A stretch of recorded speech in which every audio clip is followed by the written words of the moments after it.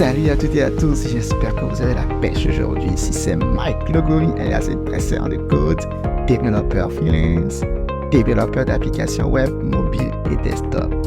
Alors, si vous, tout comme moi, lorsque j'ai débuté la programmation en JavaScript, je ne comprenais pas vraiment la différence entre const, var et let. Si vous êtes aussi dans le même cas, eh bien vous êtes au bon endroit. Parce que là aujourd'hui, on va décortiquer qu'est-ce que c'est que const, qu'est-ce que c'est que var, qu'est-ce que c'est que let, quand utiliser lequel dans cette vidéo. Vous êtes prêts? C'est parti. Alors, très rapidement, on va se retrouver dans Visual Studio Code, l'éditeur de texte que j'utilise d'habitude, vous pouvez utiliser n'importe lequel. Et on va créer le fichier, par exemple letconst.js que j'ai déjà créé. Alors, tout d'abord, on va commencer par voir le concept d'affectation. Avec var, par exemple, vous pouvez déclarer une variable en JavaScript. Donc, var, c'est comme variable. Donc, ça vous permet de déclarer une variable. Okay. Donc, je peux faire quoi? Je peux faire console.log et puis x comme ceci pour dire j'aimerais voir, j'aimerais afficher à l'écran la valeur x qui est 5. Alors, moi, j'ai installé sur Visual Studio Code l'extension Code Runner, comme ceci. Donc, avec Code Runner, je peux cliquer sur ce petit bouton et puis il va m'exécuter le code directement. Donc, vous voyez que en faisant var x égale à 5, j'ai pu afficher ma variable. Ce qui est intéressant, c'est que je n'ai pas besoin de mettre le mot-clé var et mon code va continuer de fonctionner.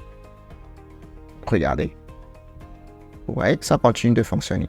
Je vais pourquoi pas changer 5 en 10, juste pour vous montrer. Vous voyez, ça continue de fonctionner. En passant, je peux cliquer ici pour comme nettoyer ma console. Ok, comme ceci. Ce qui est aussi cool, c'est que je peux venir après cette instruction ou bien même après ma déclaration ici. Et je peux venir dire encore var x comme ceci, par exemple. Ça va fonctionner. Donc, si je fais ceci, vous voyez, pas de souci, pas de problème.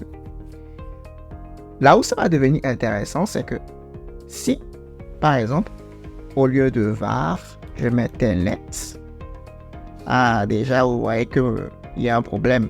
Mon éditeur de texte, Visual Studio Code, me dit, attention, tu as mis let ici, tu ne peux plus venir et encore ici dire var ou même let si vous voulez. Même let ne va pas passer. Donc là, ce qu'on va faire, si j'enlève ça, je vais exécuter. Vous voyez que ça me donne toujours 10. Si je viens, je me dis let x égale à, je sais pas, 5 par exemple, vous allez voir que ça ne va pas marcher. Non, il me dit ici que l'identifiant x a déjà été déclaré. Donc avec let, je ne peux pas déclarer une nouvelle fois ma variable si je l'ai déjà déclarée en haut. Par contre, je peux modifier la valeur. C'est une variable. Je peux modifier la valeur. Donc, ici, je vais d'abord afficher la valeur, c'est 10. Ensuite, je vais venir réafficher la valeur. Maintenant, ça doit me dire que c'est ça. Donc, parfait. Je vais faire comme ceci. Vous voyez que ça m'a affiché d'abord 10. Ensuite, ça m'a affiché 5. Ce qui est intéressant, c'est que je peux faire ceci également. Donc, je peux faire const. Et pour l'instant, je ne vais pas modifier la valeur. Je vais juste faire ceci. Donc, regardez. Avec const comme constante, je peux afficher ma valeur. Donc, par exemple, je peux dire ici x en tant que constante, comme ceci. Et ça va m'afficher x. Donc, je clique ça. Oups, autant pour moi, désolé. Je vais relancer. Vous voyez x en tant que constante 10. Je ne peux pas venir faire ça. 5. Comme ceci. Et puis venir dire x en tant que constante 5. Parce que x, c'est une constante ici. Donc, je ne peux pas revenir modifier la valeur. Donc, je ne peux pas faire ça, au fait. Vous voyez? Donc, je n'ai pas d'erreur, mais je n'ai pas non plus mon résultat. Donc, ce que je vais faire, par exemple, c'est que je vais enlever tout ceci. Je vais faire x égale à 5 et on va voir ce qui va se passer. OK. Donc là, ici, OK, il me dit que assignment to constant variable, donc variable. Donc ici, il me dit que je suis en train de tenter d'affecter une nouvelle valeur à ma constante. Donc, j'ai déclaré ma constante x égale à 10. Et je reviens encore pour lui dire que, écoute, maintenant, il faut que x soit égal à 5. Et c'est une constante, c'est pas possible. Par contre, si c'était une variable, là, vous allez voir, je n'aurai pas de souci. Et je pourrais toujours venir dire console.log x. Et comme c'est une variable, donc let, il va pouvoir me donner la nouvelle valeur. Tout à l'heure, je vous ai dit que je peux déclarer x comme ceci. Et je peux venir dire console.log 5. Donc de x plutôt. Ça va marcher. Et je peux venir après déclarer comme ça. Bar x. Et puis dire 5. Et je vous ai dit que ceci va continuer de fonctionner. Ça va fonctionner. OK? De la même manière, même si je ne déclare pas, même si je n'affecte pas de valeur, ça va continuer de fonctionner. Mais je ne peux pas faire la même chose pour let. Ça ne va pas marcher. De la même manière, je ne peux pas faire la même chose pour post. Ça ne va pas marcher. Par contre, vous savez ce qui est intéressant, c'est que je vais faire comme ceci. J'ai déclaré, par exemple, const x égale à 5. Je vous ai dit que je ne peux plus refaire ça, n'est-ce pas, const x. Je ne peux plus le faire. Mais, qu'en est-il de si je dis, je mets ça dans une condition, par exemple, qu'est-ce qui se passe?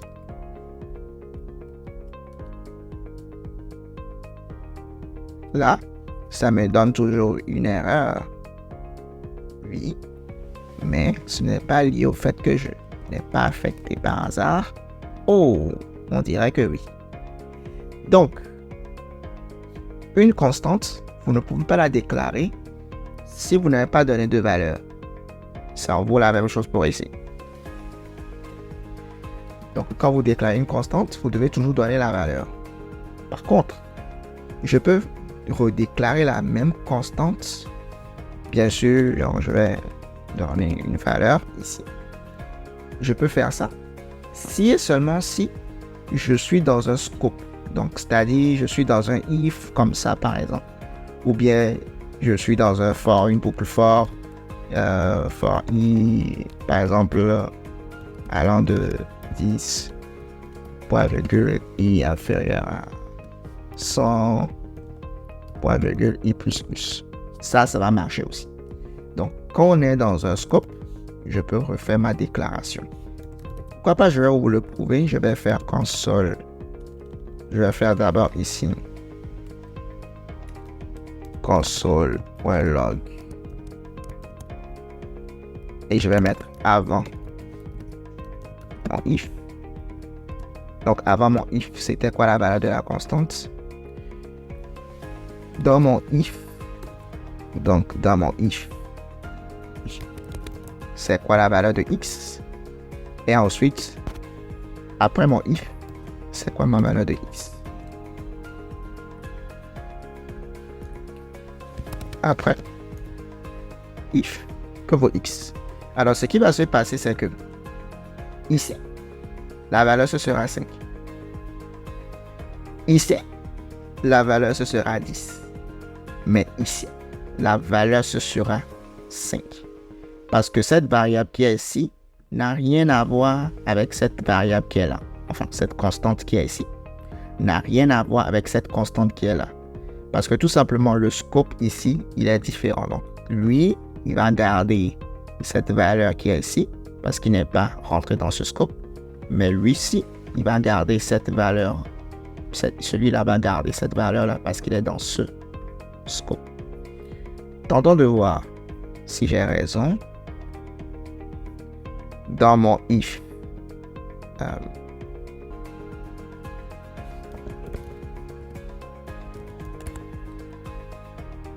voilà.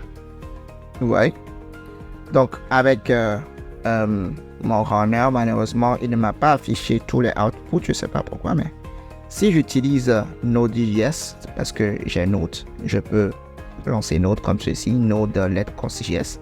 Donc, vous voyez, avant mon if, là, j'ai 5.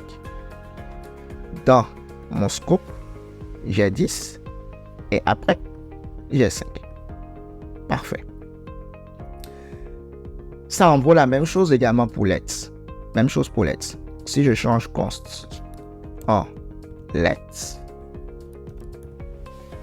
d'accord, je vais pourquoi pas changer cette valeur ici en 15, cette valeur en 30. Et vous allez voir, même chose pour let's. C'est ce qui va se passer. Il va m'afficher d'abord 15, ensuite 30 et ensuite 15. Donc là, je vais utiliser Node au fait. Donc il faut installer Node sur votre machine et pouvoir lancer cette commande. Si je fais ça, vous voyez, 15, 30 et puis 15. Parfait. Maintenant, je vais vous montrer encore quelque chose d'intéressant. Je ne peux pas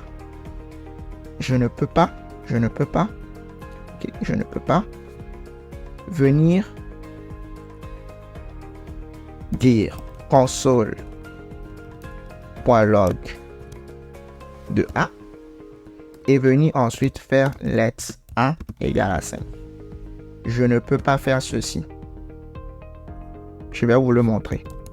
C'est-à-dire, je n'ai pas encore déclaré ma variable, mais je tente d'y accéder. Ça ne va pas marcher. Ça n'a pas marché. Je ne peux pas faire ça non plus. Ça ne va pas marcher. Par contre, je peux faire ceci. C'est drôle, n'est-ce pas? Je vous assure, c'est drôle. Il n'y a pas eu d'erreur. Par contre, il a affecté par défaut la valeur undefined. Mais il n'y a pas eu d'erreur. Remarquez la nuance. Avec let's, j'avais une erreur. Bien même, j'avais une exception si vous voulez. Ça n'a pas marché. Il y avait une exception carrément. Avec const, il y avait une exception carrément. Mais avec var par contre, il n'y a pas eu d'exception. Mais la valeur par défaut était undefined.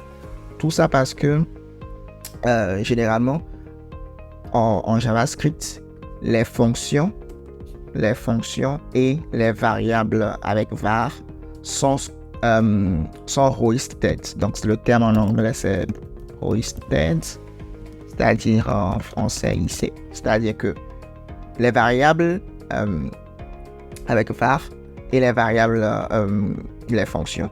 Ok, ces variables là, donc les variables et les fonctions sont mises généralement au top, c'est-à-dire au tout début de la pile d'exécution du code JavaScript. JavaScript lui-même, quand il essaie de prendre un code source et puis de l'exécuter, il va tenter de prendre les fonctions et puis ces genres de variables là, les mettre tout en haut de sa pile. Ce que je veux dire par là, c'est que si je déclare une fonction Toto, par exemple, et je fais console.log de Toto, là j'ai déclaré ma fonction. Mais je peux appeler ma fonction avant de la déclarer, comme ça. Donc vous allez voir que ceci va fonctionner. Vous voyez, ça va afficher Toto, alors que je n'avais pas encore déclaré Toto.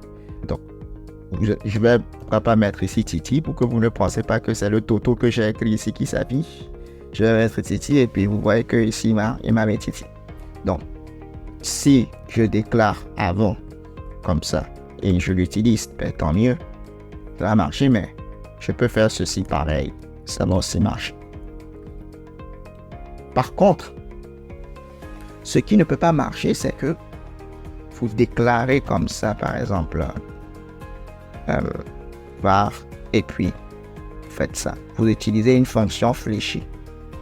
Avec les fonctions fléchées, ça ne va pas marcher. Ça, c'est la différence. Quand c'est une fonction fléchée, ça ne va pas marcher. Non, pas du tout.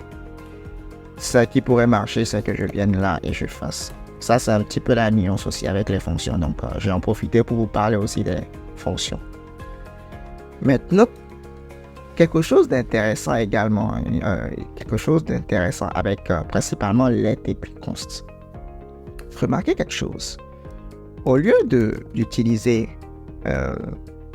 une variable de type primitif comme un entier, je vais pourquoi pas utiliser un objet. Et puis, bien, je vais dire const personne. Et puis, je vais dire le nom. C'est dresseur de code. Alors, on est d'accord que je ne peux pas faire ça. Je ne peux pas faire ça. Par exemple. Parce que personne, c'est une constante. Je ne peux pas venir affecter à personne autre chose. C'est déjà là, quoi. Donc, vous allez voir, ça ne va pas marcher. Ceci ne va pas marcher. Vous voyez, ça n'a pas marché. Mais vous savez ce qui est intéressant? Ce qui est intéressant, c'est que je peux par contre modifier la valeur de name. C'est-à-dire, j'ai la référence, mais je ne peux pas changer de référence. C'est-à-dire, je ne peux pas prendre un nouvel objet et affecter ça directement à personne. Ou bien je ne peux pas prendre un autre type de données, 5 par exemple, ou bien 45, et affecter ça à personne. Par contre, je peux modifier une propriété de personne. C'est-à-dire, comme ça par exemple, logo. C'est pas logo G, c'est logo B. Ça, je peux le faire. Ça, je peux le faire. Vous voyez, ça, je peux le faire. Alors qu'on a déclaré personne comme constant. Théoriquement, on ne peut pas modifier les propriétés, mais on peut par contre modifier les propriétés. Ça, c'est avec le const. Si c'est let, tant mieux. Let, je peux faire ceci. Ça va marcher. Pas de problème. Mais avec let, je peux aussi faire ça. Je peux aussi faire ça. Ça aussi, ça va marcher. Ouais, pas d'erreur. Alors, ce sera tout pour cette vidéo. J'espère que vous l'avez apprécié. Si c'est le cas, n'oubliez pas de lâcher un petit pouce bleu. Et on se donne rendez-vous très bientôt pour une nouvelle vidéo encore plus intéressante. D'ici là, portez-vous bien et on se dit à la prochaine. Peace.